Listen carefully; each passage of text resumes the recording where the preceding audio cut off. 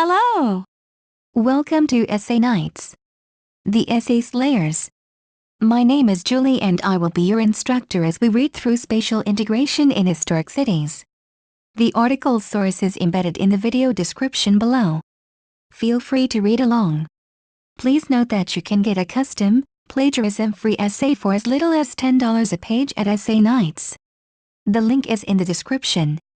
CDP City Development Plan, EU, European Union, ESDP, European Spatial Development Perspective, SPESP, Study Program on European Spatial Planning, OECD, Organization for Economic Company Operation and Development, EEA, European Economic Area, GOI Government of India, GOR, Government of Rajasthan, ISACARP, International Society of City and Regional Planners, UIT, Urban Improvement Trust, JDA, Jaipur Development Authority, JMC, Jaipur Municipal Corporation, BNNES, Bath and Northeast Somerset Council. Chapter I, Introduction. The idea to write a dissertation focused on spatial integration systems in historic cities born from the fact that within the historic cities, they are integrated with administrative, political, cultural, social and economic levels, and in present time these cities are growing with fast rate. The change in all these levels due to various internal and external factors is changing the spatial integration pattern system in the historic cities. Starting from these above points, I will study the spatial integration systems in historic cities with the support of two case studies, Jaipur, India, and Bath, England, by comparing the spatial planning tools and techniques, which are to be used by administrative bodies of these cities for the development. The central focus of this dissertation will be to compare the spatial planning tools and techniques in the scenario of spatial integration. The findings of this dissertation will be practical. Therefore, I believe that is of relevance for urban planning and development in the historic cities. Inevitably, a dissertation of this kind is in large part of synthesis of the work of others. It is believed that some of the most important works in this field and few older ones are mentioned in the references. The main methodical problem of this research will be to compare spatial planning tools and techniques in the context of spatial integration in two different countries, cities. The cases of Jaipur, India, and Bath, England, as it was previously said, will help to see and understand different spatial planning tools and techniques used for the planning and development of them in the context of spatial integration. The main tools and techniques to make the comparison of these two countries, cities, are planning policies and guidelines, acts/bylaws, planning documents, plans, etc. This study is policy-orientated, attempting to analyze and compare the spatial planning tools and techniques between two countries, cities. Once the information be compiled and analyzed, the policy variation resulting from a cross-comparison of the countries, cities, stated will be described specially at city neighborhood level. The objectives of the study are therefore, Section Compare spatial planning tools and techniques between Jaipur, India, and Bath, England, in the context of spatial integration through various indicators aspects. Section 2 Identify the role of spatial planning tools and techniques in terms of policies, plans, documents, guidelines at the city or neighborhood level of the two case studies, the Jaipur, India, and Bath, England, and also identify what are the similarities and differences between them in the context of spatial integration. Dissertation structure. The study is split into 5 chapters. It starts with the introduction chapter, and next chapter reviews the literature on the selected topic, that is spatial integration in historic cities, a comparative analysis of spatial planning tools and techniques from Jaipur, India, and Bath, England. This chapter will explore the different meanings, its relation in different contexts, concepts and frameworks to understand it thoroughly. The third chapter introduces the methodology, in which it will address the aims and objectives of the study. The fourth chapter introduces the two case studies from Jaipur, India, and Bath, England. These case studies will reflect the comparison of spatial planning tools and techniques in the context of spatial integration and the differences and similarities between both of these cities through selected indicators aspects. The final chapter relates back to the main aims and objectives of the dissertation, bringing out the conclusions and recommendations in order to draw a comparison between two different cities. Chapter 2, Literature Review. 1. The concept of spatial integration. Spatial integration expresses the opportunities for a level of economic, cultural interaction within and between areas and may reflect the willingness to cooperate. It also indicates, for example, levels of connectivity between transport systems of different geographical scales. Spatial integration is positively influenced by the presence of efficient administrative bodies, physical and functional complementarity between areas and the absence of cultural and political controversies.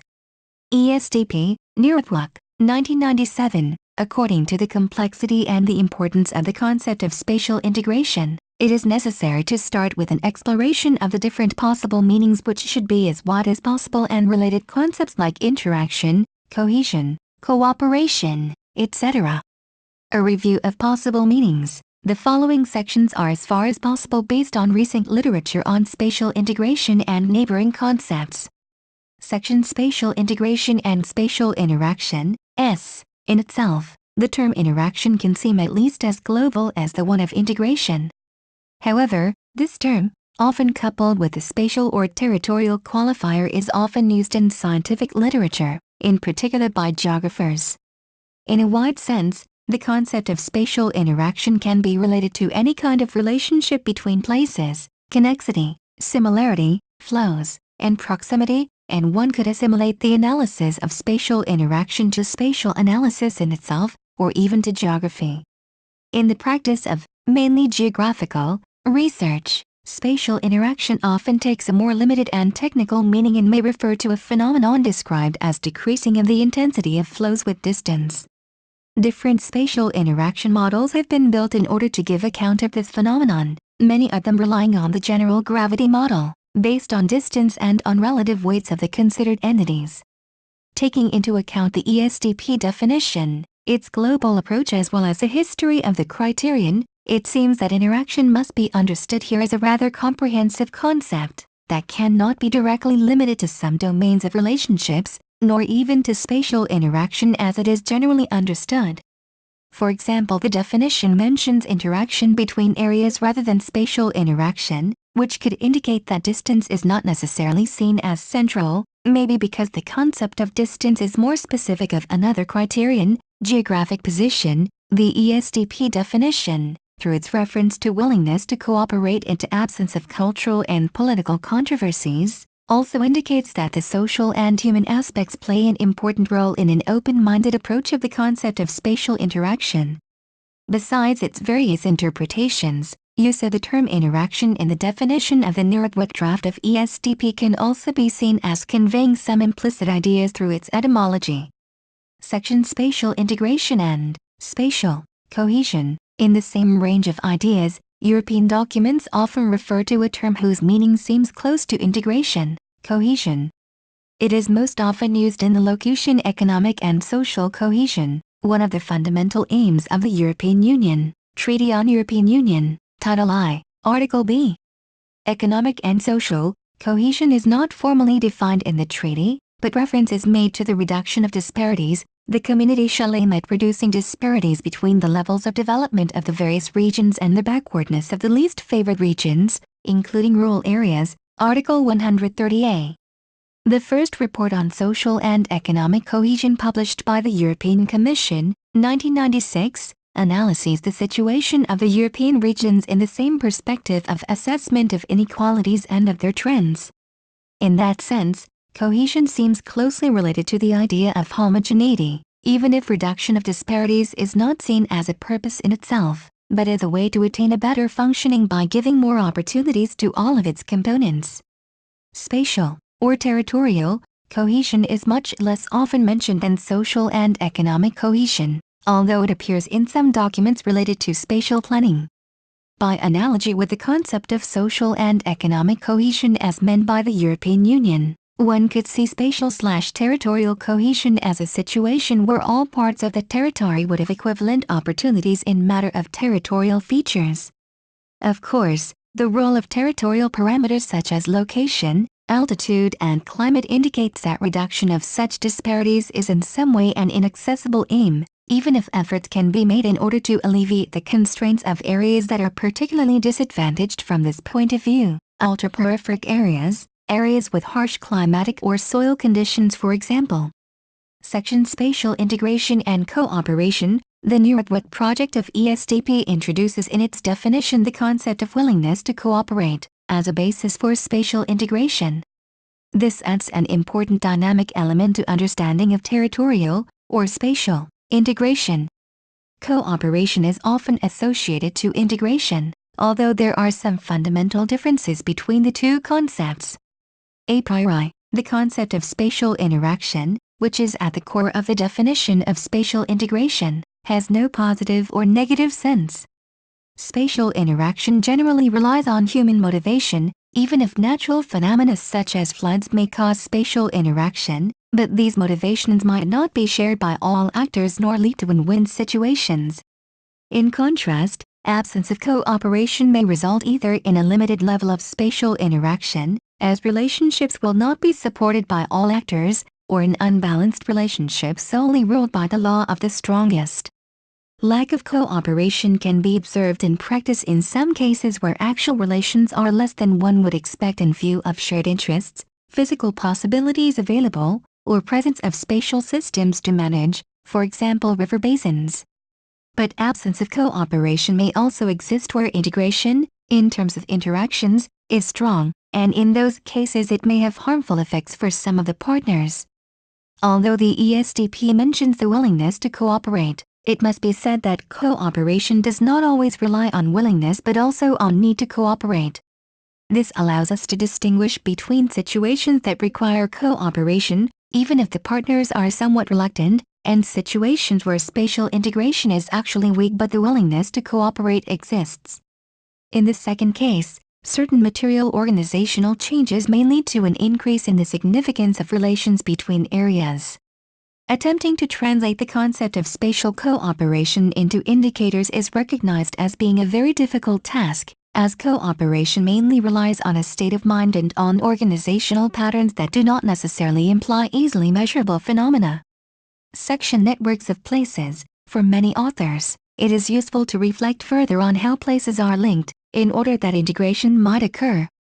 Places are no longer considered as simple geographical constructs, rather they are defined through social analysis. For a review, see Amin and Grimm, 1998. These stress that places are articulated moments and networks of social relations and understandings rather than areas with boundaries around. Messi, 1993. 66.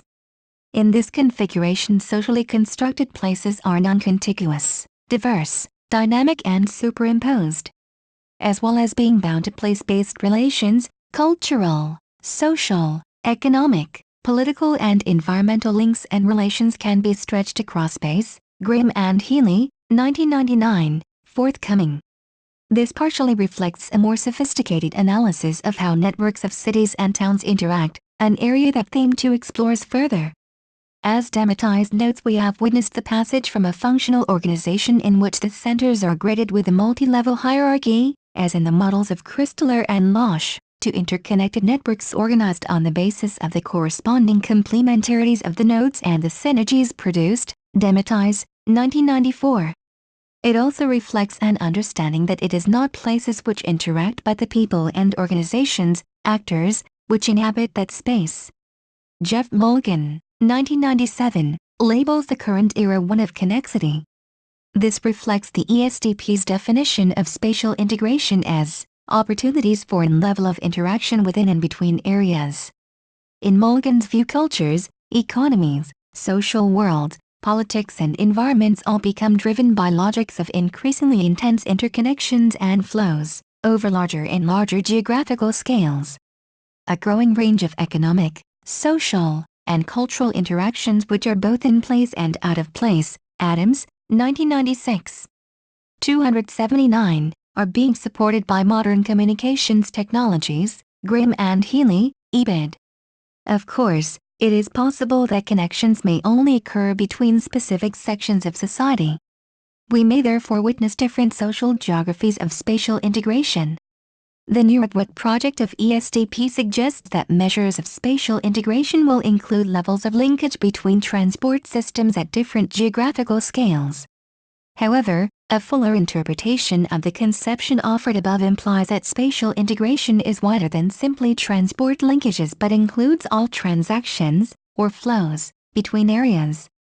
To Mulligan, the growing importance of network-based connections means that economies are increasingly driven by the logical or virtual regularities of electronic communication, a new geography of nodes and hubs, processing and control centers. The 19th century's physical infrastructures of railways, canals and roads are now overshadowed by the networks of computers, cables and radio links that govern where things go, how they are paid for, and who has access to what. The physical manifestation of power, walls, boundaries, highways and cities, are overlaid with a virtual world of information hubs, databases and networks. Mulligan, 1991. 3.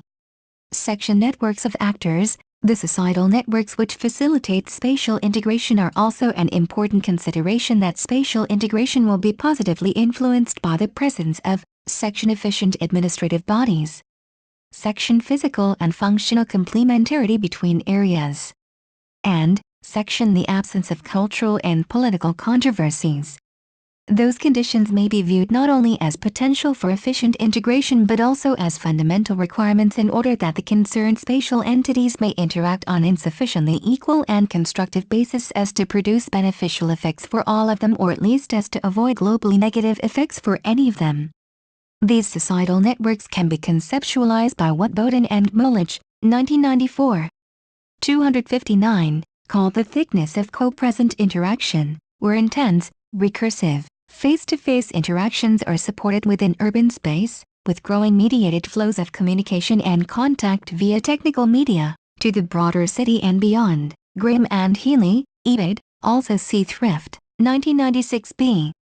For if places are social constructs, then it is the strength of social relations which sustains them, and any consideration of spatial integration will need to review the presence of linkages between different actors.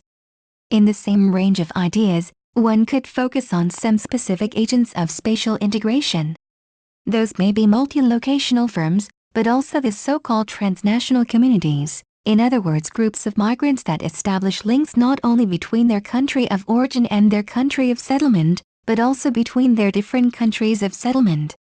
Section spatial integration and territorial homogeneity. The homogeneity and discontinuities can be seen as neither cause or effect but as simple indicators of less visible phenomena that also have some link with spatial interaction and/or integration. For example, discontinuities in population density do not necessarily indicate a low level of spatial interaction/integration, but may reveal some social, economic, environmental difficulties of a given area that also act on spatial integration. The link between homogeneity and integration is thus far from being simple, particularly if considered at a given moment in time. Analysis of the trends is often required, but not necessarily sufficient, in order to better assess this link. Besides, it seems very important to deepen the analysis of its nature in a political perspective, because promoting integration in terms of increased interactions cannot be seen as a simple way to generate more homogeneity between territories. It may even result in generating more inequalities if the concerned spatial entities are not strong enough to make the best of a more open situation. Finally, it must be said that if integration cannot be viewed as an aim in itself, nor can homogeneity for its own sake, the main challenge may be to achieve a balance, or even better, a synergy, between spatial equity and spatial diversity. Section territorial and sectoral dimensions of spatial integration. Among the various interpretations of the concept of spatial integration, one can identify two main sets of meanings that can be summarized respectively as integration between different domains on the territory and integration between territories in different domains. In most cases, it refers to spatial integration as a process aiming to integrate different sectoral policies or objectives on a territorial basis. In other words, spatial integration points toward the first meaning, which is integration between sectoral approaches on a given territory. The ideas of a framework for spatial integration and of a strategy for spatial integration also mentioned in the text seem to go along with this meaning. This does not mean, however, that the concept of integration of approaches/policies on a territory is not worth interest in the context of European spatial planning.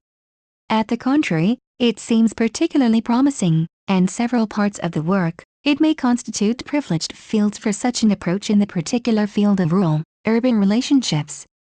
Moreover, the Potsdam ESDP recommends global approaches of this type for areas such as networks of urban regions, Eurocorridors, cities and regions at the external borders of the European Union, natural areas contributing to biodiversity, areas of particular significance for the heritage and coastal areas. 2.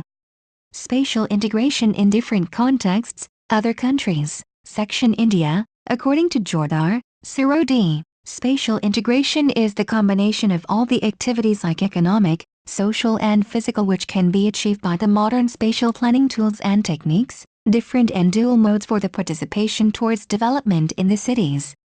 1. There are very few cities in India which have undergone plan development by using the modern spatial planning tools and techniques towards spatial integration. The author signifies the role of resources like land and infrastructure in the spatial integration of cities. Moreover, the role of modes like public and private sectors, public-private sector for the development of spatial integration, is also most important for spatial development. Section Brazil, according to Echebezzero and Valerio Augusto in their paper, spatial integration configuration is a set of independent relations in which each is determined by its relation to others, and the fundamental correlatives of the spatial integration configuration is movement too, but according to Hillier, 1996, 35/152, the structure of the grid considered purely as a spatial integration configuration is itself the most powerful determinant of urban movement, both pedestrian and vehicular. Because this relation is fundamental and lawful, it has already been a powerful force in shaping our historically evolved cities, by its effect on land use patterns, building densities and part-whole structure of the city. 3, section South America. According to Pulov Pedersen and Walter Storr, spatial development and economic integration is associated with spatial distribution of physical and geographical patterns, transport networks, economic activities, natural resources and different policies etc. 4, and changes these factors can change the spatial integration pattern in the area, city or in the region. In contrast to many literatures, Hillier's establishment of a theory of space as configuration and series of related methodologies, called space syntax, Hillier and Hansen, 1984. Hillier, 1996, that spreads a new light on the spatial formation of area structure. Hillier, 1987, 1989, first suggested that optimizing correlations between spatial configuration measured by spatial integration and movement rates and the growth of settlements changes the pattern of integration. Reed, 1993, 2003, 2005, studied that Dutch cities on the basis of integration gradient map to explain the levels of integration, high or low, as a way to highlight the areas. 3. Spatial integration in different frameworks, section The emergence of the spatial dimension in the European views of integration. The idea of integration, social, economic and political, underpins the formation of the European Union. Within the EU, several distinct concepts of integration can currently be identified. Section The original concept, based around economic integration, is bound up with the single market and is promoted through the structural funds. This concept is linked to the notion of economic and social cohesion promoted in the Treaty on European Union, TEU, and implies a need to address disparities in these two areas, and support for social integration has also been promoted by bringing together by the means of different projects like Erasmus and Interreg or Recite among different nationalities and the exchange of experience between countries. Section The role of services of economic general interest through the concept of territorial cohesion is addressed by the Amsterdam Treaty. The inclusion of this concept suggests that a new concept of cohesion, which is based more on relationships and exchanges, is emerging. Section The EU has recently emphasized the integration between policies operating within a given territory. It promotes an emphasis on the spatial dimension of integration. It is also possible to identify one final emerging concept. This involves the use of spatial integration as a means of identifying functional territorial units, which might be promoted as efficient spaces in which to live and work. Section The evolution of the concept of spatial integration in the ESDP. The concept of spatial integration is an important criterion to assess the situation of the various parts of the European territory emerged progressively during the works on the first project of ESDP. When it first appeared in 1995, under the term spatial articulation, it was centered on the specific aspect of cross-border relationships, but gradually it extended to a more comprehensive vision, summarized in the first official project of ESDP, A9AYTZ2Y34, 1997. In particular, there are no more indications on the definition of spatial integration, nor on definitions of the 6 other criteria. This shows, if needed, that even if the A9AYTZ2Y document gave the impulse to the research on the 7 criteria, research on the criterion spatial integration and its related concepts cannot be based on one reference document, but must adopt a broad approach, based on confrontation of ideas, dialogue and creativity. The CMAT, in its Guidelines for Sustainable Spatial Planning in Europe, develops a similar idea, recognizing that sustainable development implies a long-term spatial balance, choosing to emphasize the importance of transcontinental relationships in the internal spatial development of the European continent. As the ESDP recognizes, spatial integration may therefore imply a degree of spatial balance between linked areas, characterized by the presence of two-way relationships. Whereas the concept of spatial integration is generally recognized as a crucial one for spatial planning, it is not easy to delineate. If the aim is to reach a common definition, the task is even more difficult, because the views on this point are various, while awareness of all the possible meanings of this concept is not generalized. Section The criterion spatial integration in the context of the study program, SPESP. The proposals of the study program on European spatial planning, SPESP, was launched in May 1998 for a deepening and improvement of the European spatial development perspective, ESDP. It was asked to the research team from each of the 15 member states of the European Union, EU, to make propositions related to 3 themes: Section Development of Spatial Indicators, Section Strategic Study on New Urban-Rural Partnership, Section Cartographic Illustrations of Policy Options of the ESDP. In the framework of the Theme 1, it was asked to propose indexes of spatial differentiation related to 7 criteria: Section Geographical Position, Section Economic Strength, Section Social Integration, Section Spatial Integration, Section Land Use Pressure, Section Natural Assets, Section Cultural Assets. It was also asked to produce synthetic indexes which should be able to take into account the 7 dimensions of spatial differentiation in a global approach. These criteria, it is argued, provide a starting point for recognizing and assessing the spatial dimension of the ESDP and, in combination, have a particular value for the purpose of spatial analysis. As it was recognized, spatial integration is, perhaps, one of the criteria which is most directly related to the concept of spatial planning itself. Consequently, and by virtue of its comprehensive nature, it may often overlap the fields of interest of the other criteria. From the start, criterion has an overlay with the criteria geographical position, 1.1, but also with all the other criteria of spatial differentiation and probably with all the other parts of the call for proposals. In other words, the question of spatial integration is present everywhere in the SPESP, and it is well known that what is everywhere is also nowhere. For example, there is a potential overlap between spatial integration and geographical position on the questions of distances and of transport and communication infrastructures.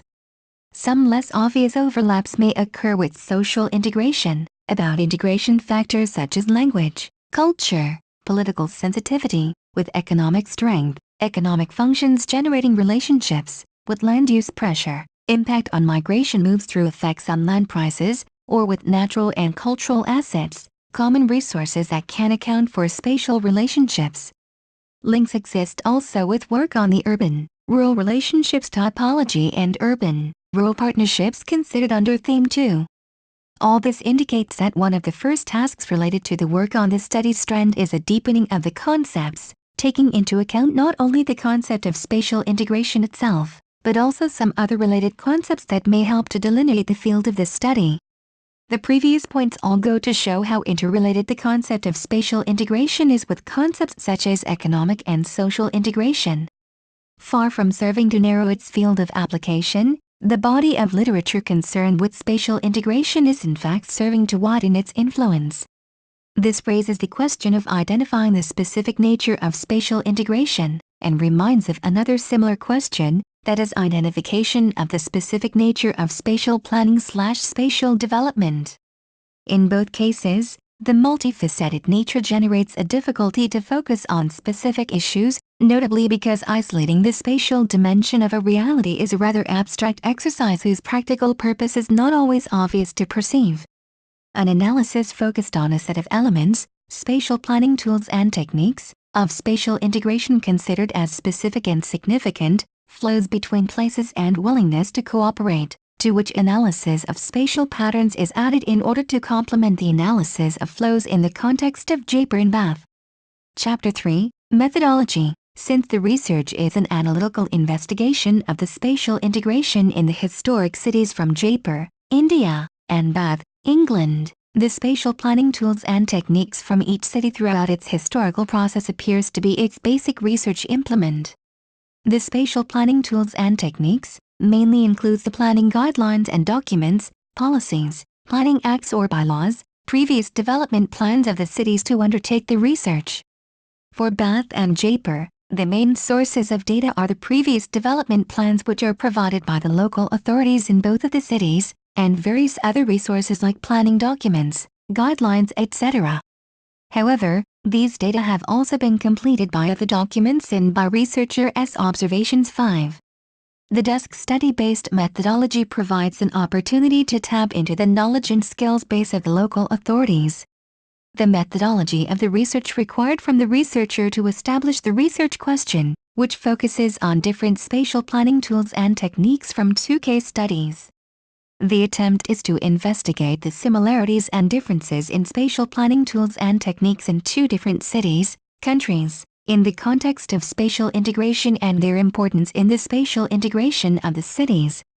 The study makes a review of the historical cities from point of view of spatial integration, and the review includes aspects like traffic and transportation, infrastructure, heritage and management, and some other major issues, etc.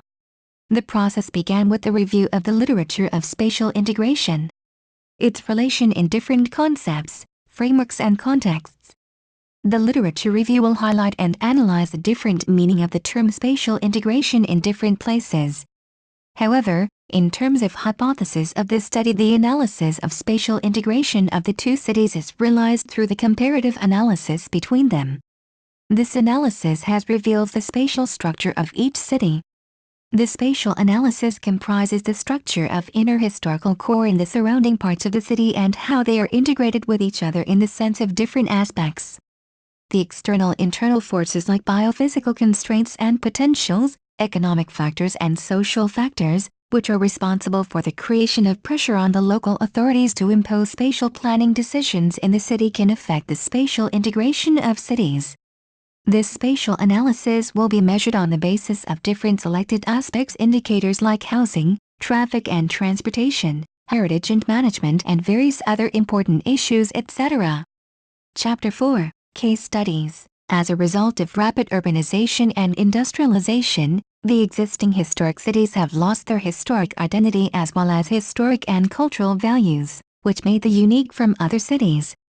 The main idea to compare 2 different historic cities from the different countries is to bring out the analysis of various spatial planning tools and techniques to understand the concept of spatial integration and the importance of those tools and techniques in the spatial development of those cities. These case studies comprises a city from northern India, Jaipur, which is popularly known as Pink City and capital of Rajasthan state, and another city from England, Bath, which is a unique city. Its hot springs, Roman baths, splendid abbey and Georgian stone crescents have attracted visitors for centuries. Both of the cities have different historical characters, different functional and spatial patterns.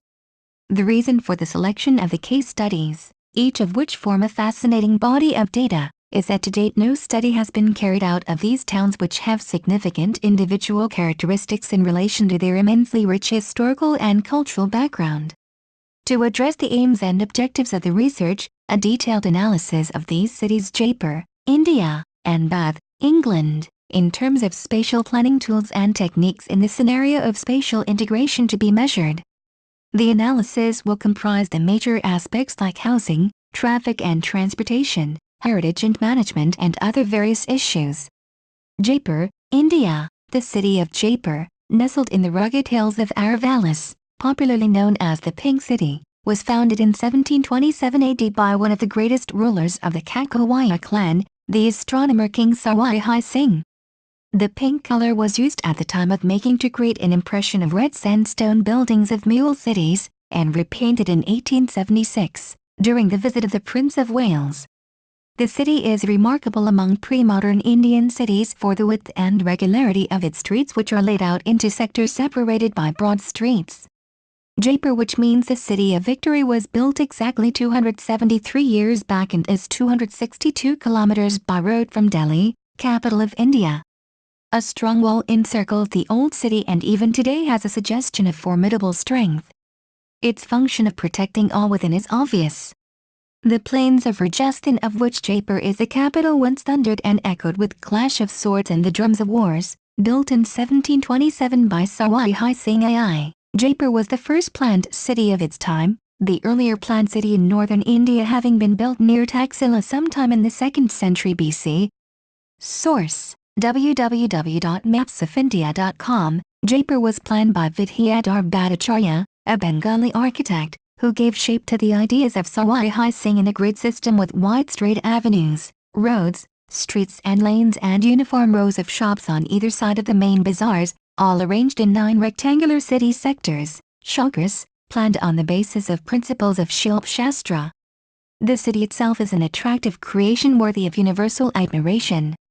The population size of the city is 2.5 million, as per Census 2001. The municipal body was recognized in 1926 and a municipal act was in place in 1929. Recently, it achieved the status of a municipal corporation and its jurisdiction spread over 64.75 sq.km. The old city occupies 9.8 sq.km. The average density of population works out at 38,610 persons per square kilometer amongst all the megacities of the country. Jaipur ranks 11th with a total population of 2.3 million. It is one of the fastest growing megacities of the country with an annual average growth rate of 4.5%, whereas the national urban growth rate is only 2% as per Census of India, 2001. With its current growth trend, it is likely to supersede many other cities. Jaipur is thus a vibrant city. Earlier it was Urban Improvement Trust, UIT, who deals with the planning and maintenance part of the city, but now it is Jaipur Development Authority, JDA, who deals with the planning and maintenance of the city. 1. Historical background. This section describes the spatial growth of Jaipur city since the time it was founded. The spatial growth pattern of Jaipur city is divided into 4 distinct phases, which will enable us to understand the growth of city phase-wise about the growth trends better. The spatial growth pattern is shown in Phase I, 1727 to 1850 AD. The city was founded by Maharaja Sawai Singh II in 1727 AD, is one of the few planned cities of its times based on the principles of ancient town planning doctrine of Shilpa Shastra. The city conformed to the traditional walled city concept with the encircling wall and 9 entry gates. Jaipur walled city evolved as a gridiron plan with the main road running almost east-west along the ridge in the center and the palace complex at the core.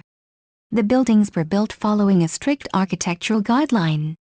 By 1734, the main markets of the town including various bazaars had been built. Phase 2, 1850 to 1930, during this phase, the city grew out of the confines of the walled city. The establishment of railway line in 1868 AD fueled the growth of the city. During the Rajasthan famine of 1868-69, Ramniwas Garden was constructed as part of the famine relief work. Modern waterworks and gasworks for lighting the city streets was also established during this phase. Phase 3, 1930 to 1970. In 1930s, 5 development schemes, Fatatiba, area south of Ramniwas Bagh, Ashok Nagar, New Colony in Jalapur and Bani Park, commonly known as A, B, C, D, E respectively, were conceived to provide residential plots, land for public institutions and other amenities for the increasing population. Civil Lines area was developed primarily to house the senior government servants. Mirza Ismail, M.I. Road was constructed as a ceremonial highway from Ajmer Road to Moti Dungri Road in the early 1940s. The Rajasthan University was inaugurated in 1947, thereby opening opportunities for the southward growth of the city. A sudden increase of population after partition was seen that was mainly due to the influx of refugees during this time. Jaipur then became the capital of Rajasthan, leading to further attraction of administrative and economic activities. These factors led to increased development of residential areas to cater to the growing population. For instance, Bapu Nagar and Gandhi Nagar residential areas were developed towards south of the city. Development towards the northwest of the city took place in the early 60s with the establishment of the Jatwara Industrial Estate. Phase 4, post-1970s, during the last 3 decades, the major growth direction has remained largely the same, that is, towards the southwest and northwest of the city. This is due to the presence of hills in the northern and eastern side of the city that act as natural barriers. The national highways have also acted as an important determinant of urban form in this Phase 1. Corridor development along the highways has developed over the last 3 decades. Towards the south, the city has extended beyond Sanganer. On the west, the city now extends up to the Western Bypass Road. New areas have developed between the Delhi railway line and the Amanashah Nala on the west. The residential area in this place has been developed by the cooperative housing societies. Such societies have also come up in areas between Gopalpura Bypass and Jatwara Industrial Area. These are located beyond the Amanashah Nala. 2. Spatial integration of Jaipur City. The spatial integration of Jaipur City will be determined by the city land use assessment method, and changes in it can be analyzed, and the spatial planning tools and techniques, which are responsible for the development, also can be analyzed.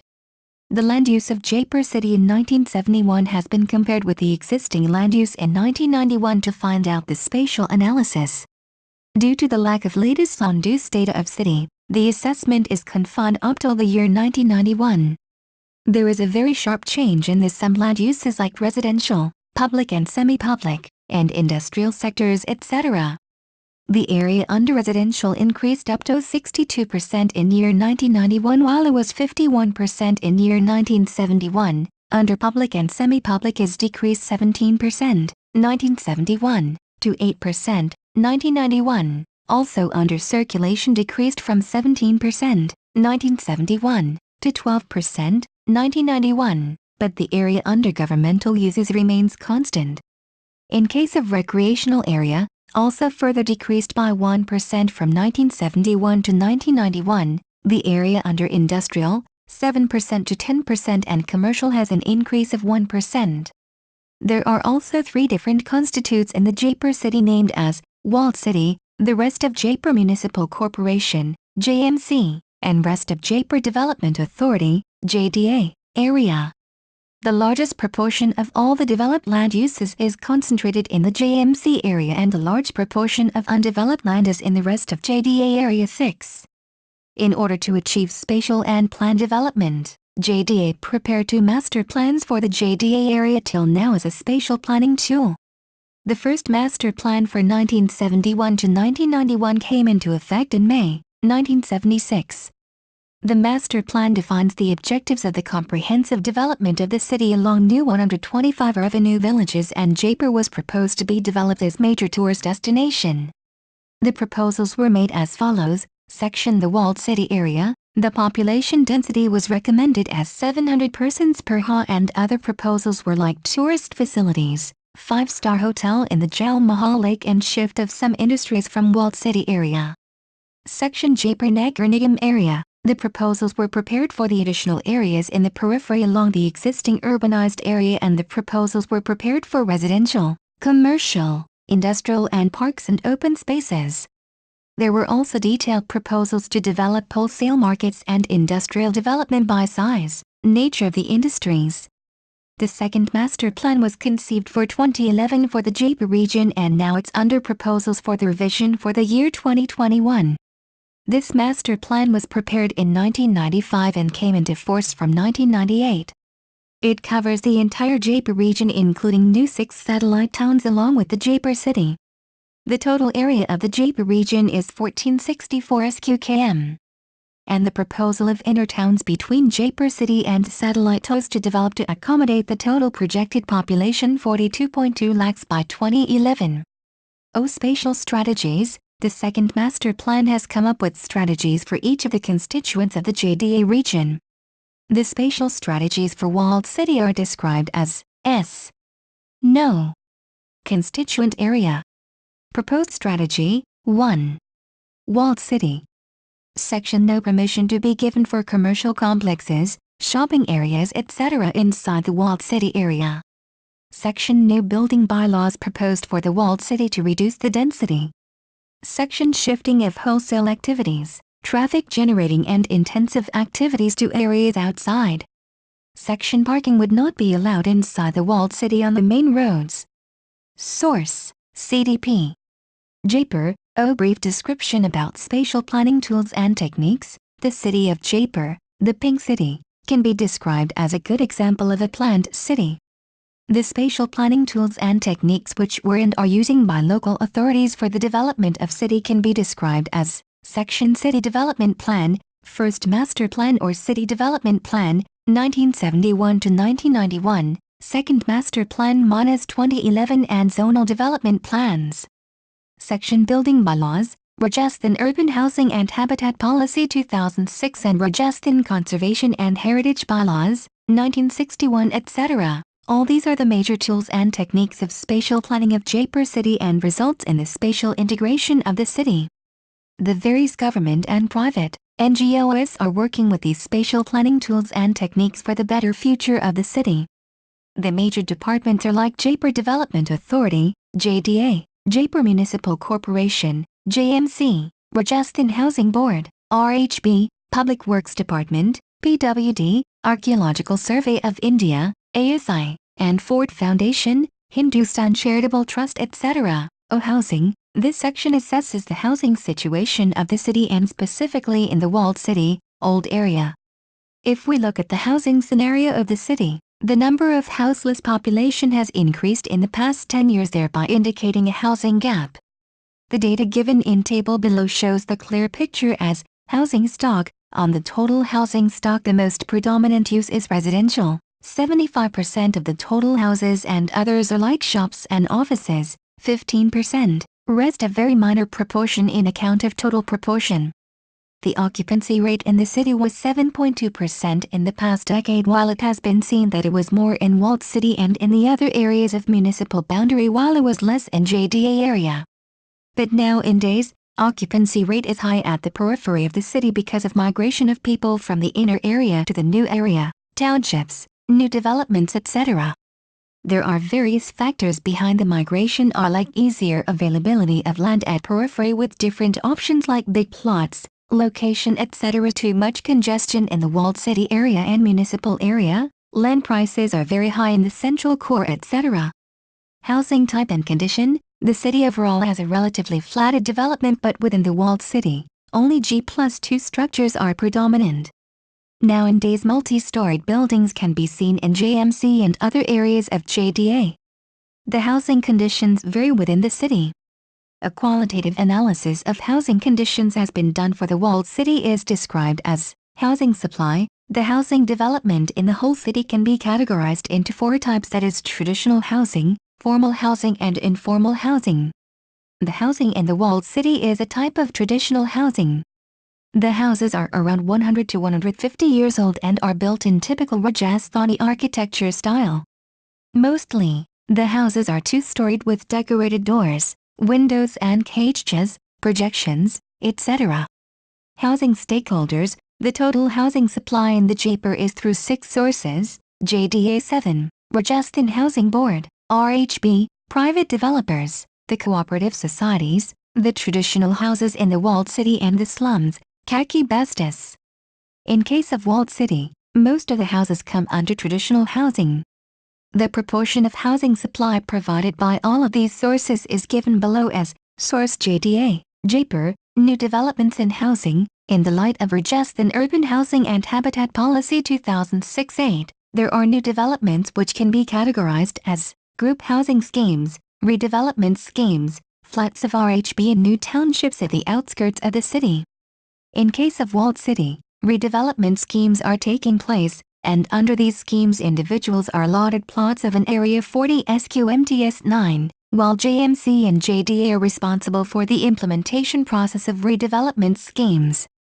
Problems issues in walled city. There are some problems issues related with housing in the walled city which should be addressed.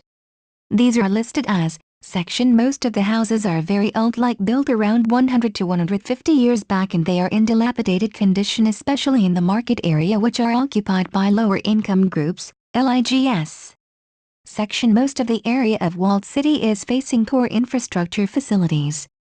Section. Due to high population density, the houses are overcrowded with families, leads to unhealthy living environment.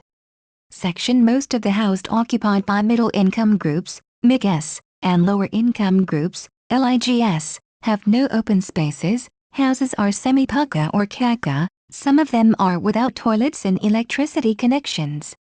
Section. Water supply is only through public taps or old wells only, and the ventilation in the houses is not adequate. Traffic and transportation. Traffic and transportation is also an integral part of the spatial integration of the Jaipur city. As Jaipur is one of the metropolitan cities in the country with a population of over 2.5 million and is observed to be growing at very fast rate. Besides being the capital city of Rajasthan, the city of Jaipur is a major tourist center in the country as well. Major portions of economic activities of the city are located in walled city area, spreading over 9.8 sq.km. This area is, besides having heavily concentrated activities, a very important tourist center and attracts tourists from all over the globe. The economic activities in the form of wholesale trade, commerce, household industries, administration and tourist spots generate heavy traffic to and from these areas. The limited road space of the area is congested with vehicular and pedestrian traffic. The shopkeepers and vendors also occupy the sidewalks and carriageways. Consequently, the traffic in these areas is facing acute congestion, bottlenecks and hazards. The environmental pollution as well as physical and visual intrusions are also some of the other problems increasingly faced by the residents and the visitors to the area. In case of transportation facilities, only bus service is operated throughout the city by public sector. The other modes are like private taxis, auto rickshaws, animal-driven vehicles, rickshaws, private minibuses, etc. The situation of parking in the walled city is also in haphazard condition. Parking demand in the walled city area is met mainly by roadside parking along all major roads, and there is no major off-street parking facility. With the ever-increasing parking demand, the vehicles are parked in 2 rows on carriageways. Footpaths are also filled with parked vehicles. While there is heavy demand for parking, the limited enforcement of regulatory measures fails to control and manage the parking problems. The following pictures will describe the nature and extent of traffic, parking problems in the walled city. On-street parking on the major roads of walled city, animals like elephant and camel are very common for transportation of goods on Jaipur roads. Street hawkers, vendors along the roads in the walled city. Mixed traffic, problems issues in walled city. Section. The pressure on the roads of walled city can be easily observed due to encroachments by on-street parking, hawkers, vendors and excessive commercialization and mixed vehicular movement. Section. There is a lack of proper traffic management system in the old area as well as in the whole city, like no regulations on mixed traffic, no maintenance of signals and junctions, animals are moving freely in the daily traffic, etc. Section. The public transport facility is also inadequate due to insufficient number of vehicles like buses, etc. for transportation. Section. Parking is also a major issue in the walled city due to lack of parking spaces, and due to this, leads to other issues like on-street parking, encroachments on the roads, etc. Heritage and management. Heritage is a word which expresses the character of Jaipur city. The city is known as the Pink City, which is very rich and famous for its heritage culture. Due to rapid urbanization, the new developments are coming, but still the city has fascinating heritage from its earlier times.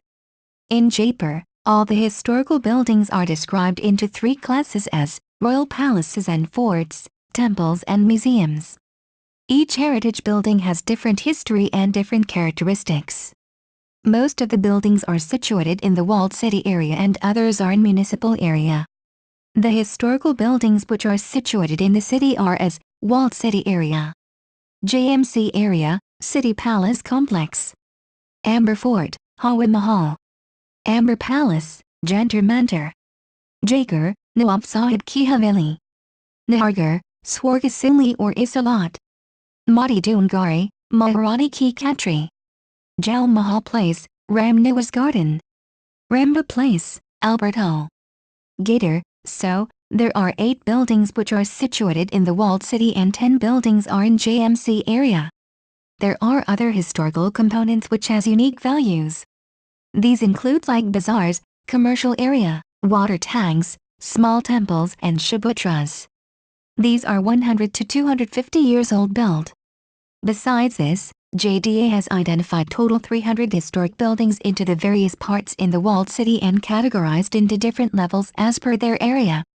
The existing situation of the walled city is assessed on the basis of current status and condition of these historical monuments. The rules and regulations of conservation are violated and traditional planning system has no use in the present time in the walled city. An existing situation analysis 10 shows it very clearly as follows. The Rajasthan Conservation and Heritage Bylaws, 1961 also guides about the conservation of historical properties and many agencies, governmental and private, NGOs, are working towards conservation of those historical monuments but somehow the rules and regulations are violated. Problems issues in walled city, section due to excessive commercialization, it leads to the major traffic congestion in the streets and the irregular construction of shops and streets. Cages, projections, in front of shops have disturbed the fabric of historical streets. Section the encroachments on streets also spoiled the character and image of streets and led to congestion in traffic movement too. Section due to lack of sufficient parking spaces, the on-street parking becomes a major problem for the loss of cultural fabric of street and traffic congestion. Section the maintenance and lack of infrastructure facilities like water supply, sewerage, garbage collection and solid waste management in the inner streets also creates unhealthy environment which may disturb the character of inner areas. Section due to the lack of rules and regulations for heritage walkways, they have lost their historical image. Section the maintenance of heritage buildings under private ownership is not adequate, and some of them have converted into modern buildings. Section the conservation rules and regulations are violated in the walled city due to lack of coordination among different departments. Section heritage buildings are treated as only commercial spots without the proper conservation and protection. Bath, England. The city of Bath and the beautiful countryside which surrounds it has been described as one of England's most beautiful places to visit. Bath is situated within the southwest of England and is a fabulous city to visit. The population 11 of the city is 169,040. It was granted city status by royal charter by Queen Elizabeth I in 1590. The city was founded, among surrounding hills, in the valley of the river Avon around naturally occurring hot springs where the Romans built baths and a temple, giving it the name Aquae. Much later, it became popular as a spa resort during the Georgian era, which led to a major expansion that left a heritage of exemplary Georgian architecture crafted from Bath stone.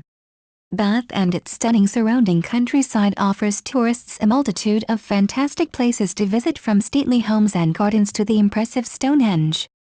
As City of Bath, the city became a World Heritage Site in 1987. The city has a variety of theaters, museums, and other cultural and sporting venues, which have helped to make it a major center for tourism, with over 1 million staying visitors and 3.8 million day visitors to the city each year. 12. The city has 2 universities and several schools and colleges. There is a large service sector and growing information and communication technologies and creative industries, providing employment for the population of Bath and the surrounding area. Source: www.google.co.uk. Historical background: a city which is one of the most beautiful cities in the world, making it the ideal city break destination, and Bath is a World Heritage City, UNESCO, featuring the famous Roman baths and pump room and simply stunning Georgian period architecture. The history of city came across the different periods started from Roman era. The Roman Baths Roman period, after the invasion of Britain by Romans in 43 AD, Bath was also occupied by Romans. The worship of Sullus continued in the Roman times. That's why during Roman period, grand temples and bathing complexes were built. In the 3rd century, the city was given defensive walls. But with the start of 4th century, the Roman Empire and its urban sprawl declined while some of the suit of baths were in use. Post-Roman and Saxon period. In this period, the Anglo-Saxon Chronicle mentioned the falling of Bath into West Saxons after the Battle of Diorum in 577 AD. The name Bath came from the Baum or Baoin given by Anglo-Saxons. By the 9th century, after the royal position, the old Roman street pattern had been lost, and with King Alfred laid out the town afresh, leaving Abbey precincts in the south. Norman, medieval and Tudor period. By the 15th century, some major churches were badly dilapidated like the Abbey Church. After the status of spa city, the baths were improved and maintained. City began to attract the aristocracy again. Finally in 1590, Bath was granted a city status by royal charter, 17th century period. In this period, the heath-giving properties of the hot mineral waters came to the attention of whole country, and the aristocracy also started to partake in them, invented by the Thomas Gittert, a student of chemistry from Wadham College, Oxford in 1676. Also he wrote a discourse of Bath, and the hot waters there, with some inquiries into the nature of water. Georgian period. There had been much rebuilding in the Stuart period, but this was eclipsed by the massive expansion of Bath in Georgian times. The old town within the walls was also largely rebuilt. This was a response to the continuing demand for elegant accommodation for the city's fashionable visitors, for whom Bath had become a pleasure resort as well as a spa. In the early 18th century, the development of first purpose-built theatre, parks and gardens, assembly rooms etc. came into existence. The use of sedan chairs also can be seen into this period by Grand Georgian people, rich people. Victorian period. In this period, Bath crossed the population of 40,020 according to census 1801, and it came into the list of largest cities of Britain. Bath's spa rail station and many industries were also built in this period for the Great Western Railway, 20th century period. During World War II, Bath faced 3 air raids, 400 people were killed and more than 19,000 buildings were damaged and destroyed. Houses in the Royal Crescent, Circus and Paragon were burnt out along with the assembly rooms, while part of the south side of Queen Square was destroyed. All have since been reconstructed, and regeneration work is continuing. Since 2000, developments have included the Bath Spa, Southgate and the Bath Western Riverside project. Historically part of the County of Somerset, Bath was made a county borough in 1889 and hence independent of the newly created administrative Somerset County Council. Bath became part of Avon when that non-metropolitan county was created in 1974. Since the abolition of Avon in 1996, Bath has been the main center of the Unitary Authority of Bath and North East Somerset, BNNES. Bath remains, however, in the ceremonial county of Somerset, though not within the administrative non-metropolitan county of Somerset. Spatial integration of Bath City. The spatial integration of the Bath City will also be analyzed with the help of City Land's assessment method and the changes in it with time, and the spatial planning tools and techniques, which are used for the integration of the city, can be analyzed. The Bath City is nowadays under a Unitary Authority Bath and North East Somerset Council, BANES or BNNES, which was created in April 1, 1996. The total area under authority is 220 square miles, and City of Bath is the principal settlement in the district. The former Bath City Council prepared local plan as a statutory local plan in accordance with the Town and Country Planning Act 1990, as amended by the Planning and Compensation Act 1991. The plan guides development in the City of Bath up to 2001 with the coordination of public and private investment decisions. This local plan supersedes the Bath City Plan that was adopted by the City Council in June 1990. But after objections, ratifications and modifications at different stages, on June 12, 1996 a letter was received by the Council from the Government Office for the Southwest on behalf of the Secretary of State for the Environment stating that the Bath local plan was now in accordance with the direction, which was henceforth lifted. The Council issued its Notice of Adoption of the Bath Local Plan on June 20, 1996. Bath and Northeast Somerset Council adopted this plan on June 20, 1996, and it now forms part of the statutory development plan for the new authority.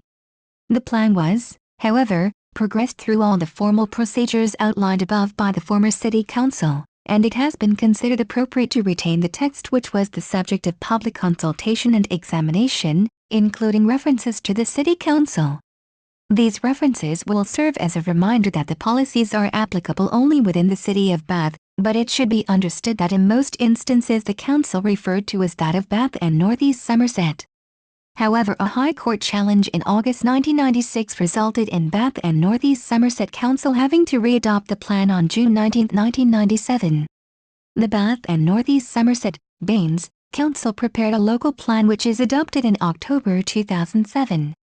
The local plan sets out the key objectives for the development of policies in different aspects: living and working, social inclusion, resources, housing, economy, urban and rural areas, shopping, and services and leisure, environmental assets and transport and access, etc. A brief description about spatial planning tools and techniques. Bath is not just a historic marvel, but a living, growing city that must constantly change in order to keep up the modern world.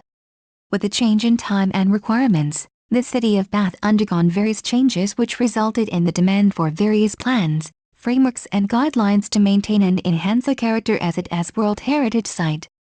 The local plan, which is prepared by the Bath and Northeast Somerset, BANES, Council and adopted in October 2007, establish a robust policy framework to provide clarity for all those involved in the development process. The local plan includes other spatial planning tools and techniques like public consultations, government guidance, the Joint Replacement Structure Plan, the Council's local transport plan and the strategies of the Council, community strategy, national and regional planning guidance, and other organizations, etc. These are the spatial planning tools and techniques which are adopted by the Bath and Northeast Somerset, BANES, Council to address the main objectives of the strategies.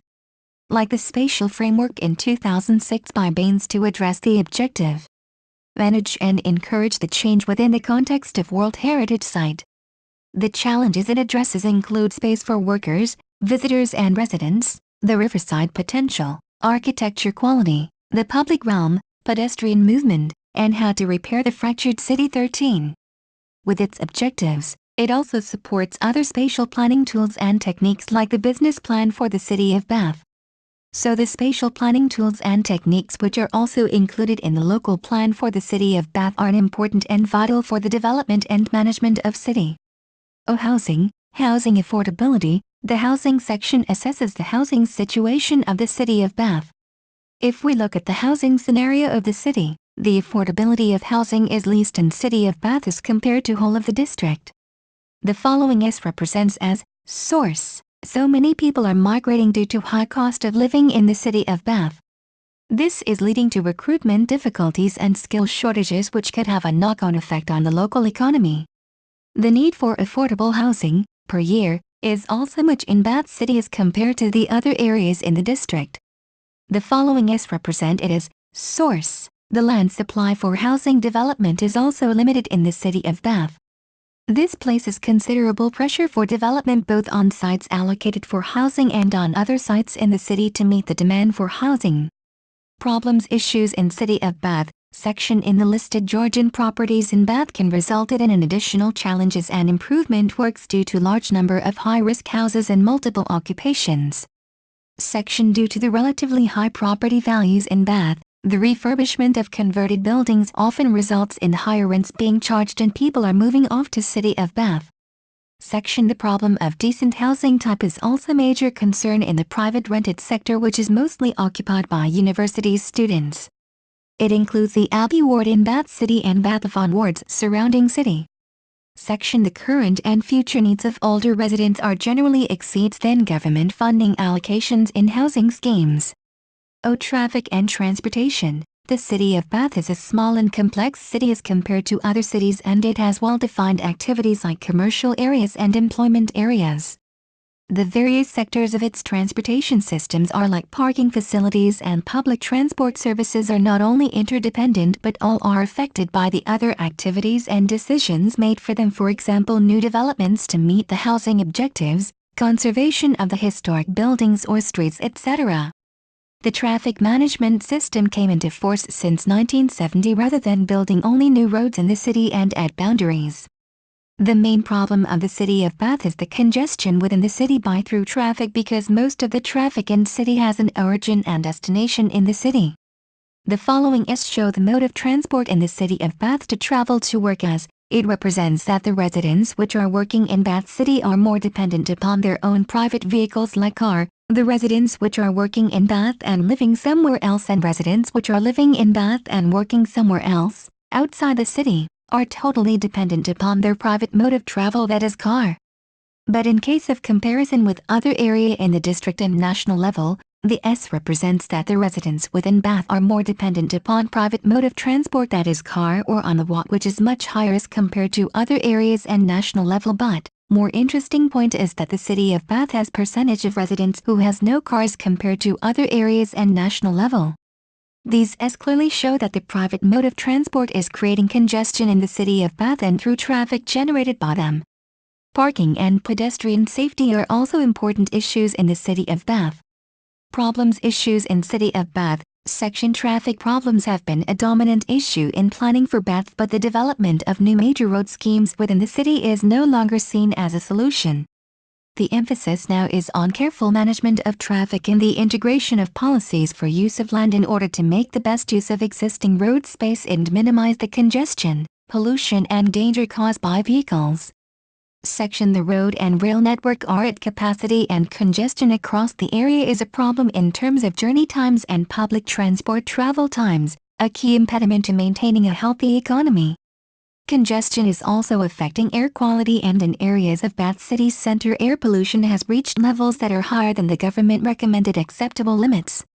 Section the lack of parking spaces and their capacity is also an important issue, and recent studies have indicated that there is a greater need for pedestrian management schemes, such as improved signing of information, etc., and areas given over to pedestrian priority.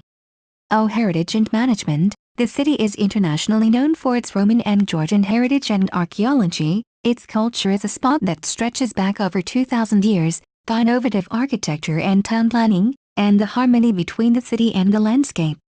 The city of Bath was declared as a World Heritage Site by UNESCO in 1987 for its unique and outstanding universal value for its historic character. The city is a blend of history and modern life, continually changing, growing and adapting to modern requirements, which attracts approximately 3.7 million tourists each year and lies on strategic road and rail transport routes. The city of Bath has a close relationship between the success of modern city and heritage due to the wide range of business, industries and regional center for employment, shopping and entertainment, etc. The city of Bath, World Heritage Site, is vulnerable to change and growth with the time, but this is both inevitable and desirable in a living city. There are threats to the fabric and character of the World Heritage Site and its setting, and uncontrolled or inappropriate change in these areas can become a threat to the very values for which Bath is inscribed as a World Heritage Site. So even to tackle these kinds of situations, the local authorities were much concerned about them. They identify various issues related with the World Heritage Site and its management, etc. But along with these threats and vulnerabilities, the city of Bath has also many opportunities as a World Heritage Site which are helpful in many ways to the city of Bath. To address those threats and vulnerabilities, incorporating opportunities, the B&NES and English Heritage prepared a World Heritage Site Management Plan for the city of Bath for the period of 2003 to 2009. They have identified various issues which are described as problems issues in city of Bath. Section due to the scale and complexity of site, numbers of people are involved in the management, ownership and cultural assets.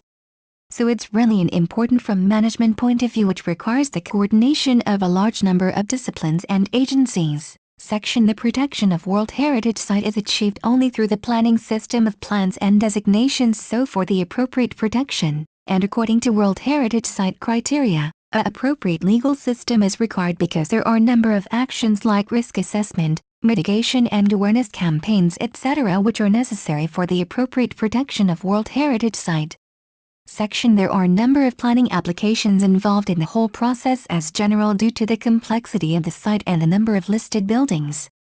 Section There are a number of new developments on the outskirts of the city which may or are degrade the historic fabric of the World Heritage Site which gives an authenticity and outstanding universal values to the site. So there is a need of development controls in and around the city keeping in mind the character of the city.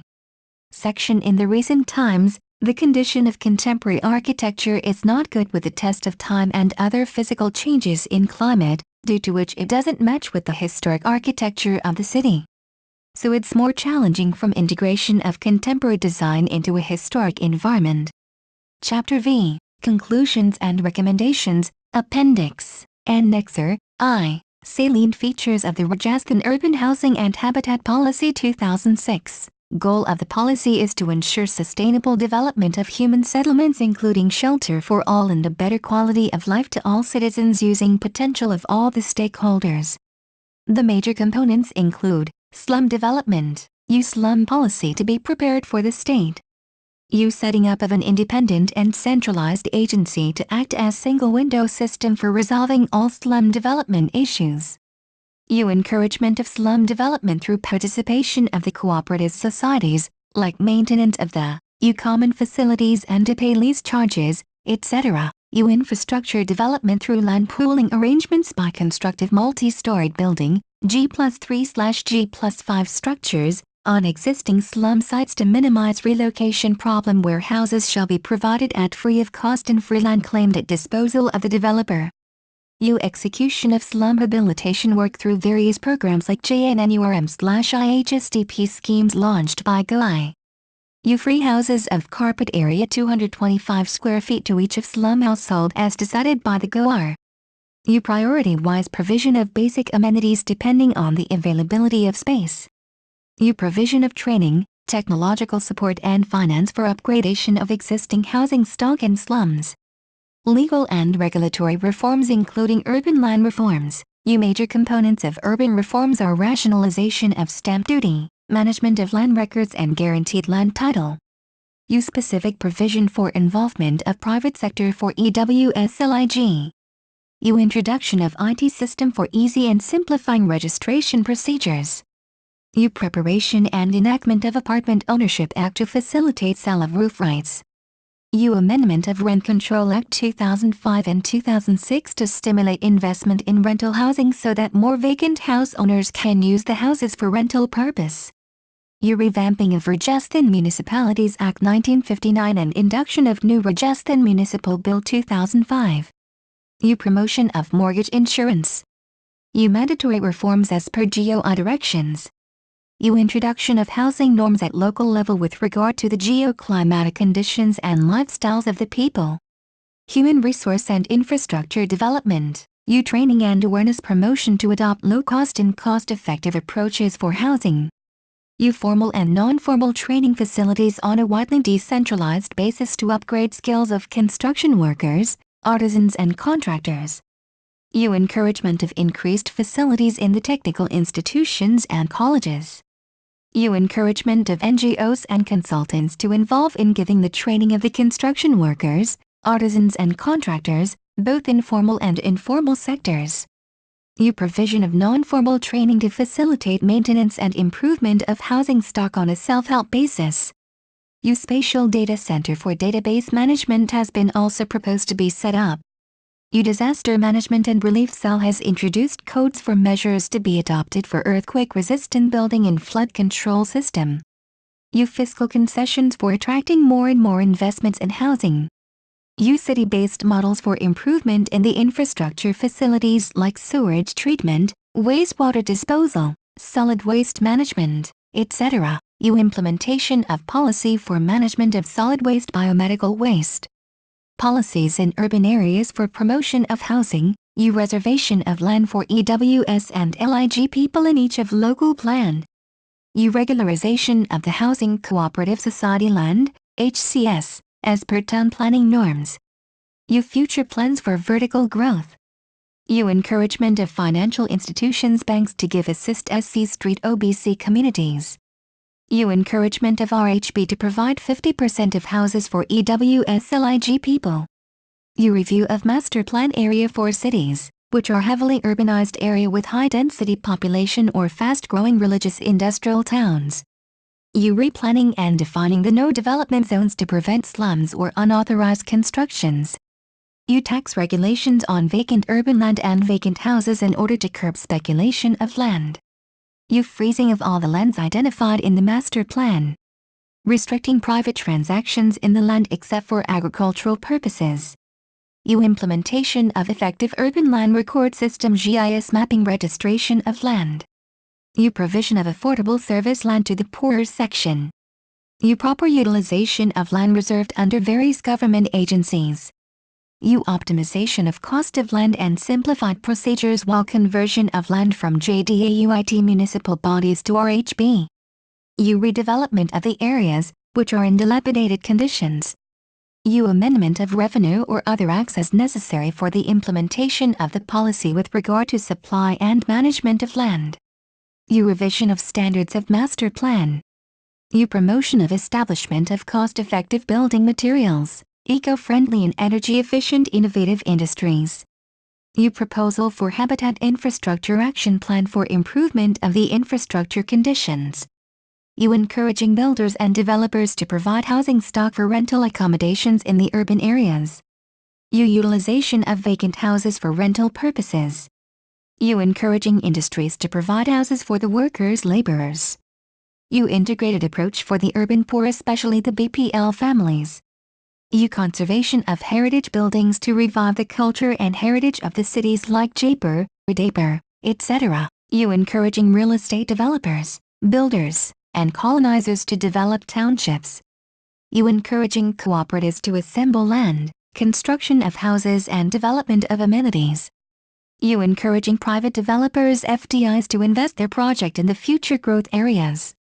1. Jordar, Ciro D. Development Mechanism and Spatial Integration, 42nd ISACORP Congress 2006. 2. Echebezzero Fari and Valerio Augusto, Studying Effects of Change in Spatial Integration over Land Use Patterns and Architectural Conversation in the Old Town Center of Natal, Brazil. 3. Hillier, B. 1999, 1996, Space is the Machine, London, Cambridge University Press. 4. Pulov Pedersen and Walter Storb, Economic Integration and the Spatial Development of South America. 5. For more details about the research, see references. 6. An analysis of distribution of land uses JDA constitutes, drawn in the CDP.